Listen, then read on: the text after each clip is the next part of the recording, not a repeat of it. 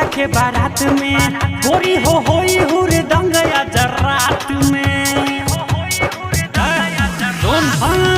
लुहा नाचे खातिर भैया के बारात में गोरी हो होई हुर दंगया जरात में ऐसा मौका सुन फिरू नहीं मिली अरे लागता समस्तीपुर जिला फेरू हिली अरे रे लागता समस्तीपुर जिला फेरू हिली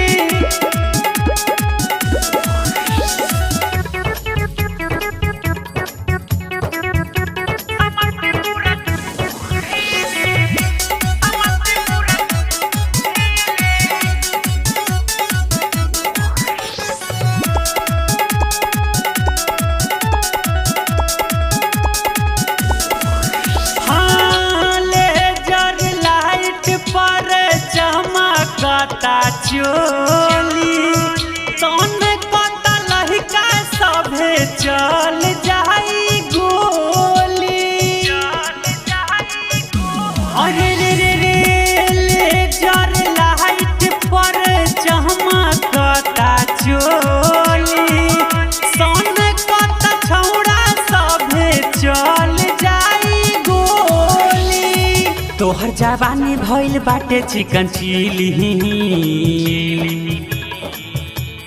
लागता समस्तीपुर जिला फेरू हिली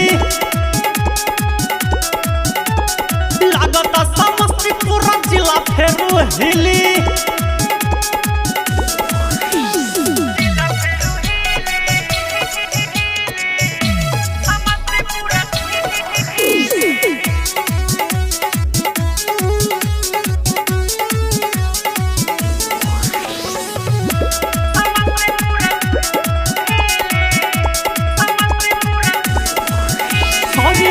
गोरी गोरी गाल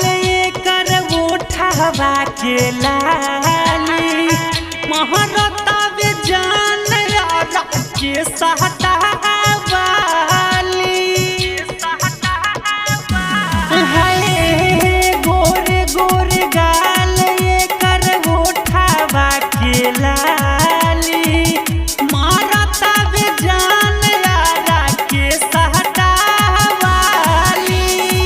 राजा में राजा कहे बाडू तू कटीली लागता समस्तीपुर जिला फेरू हिली।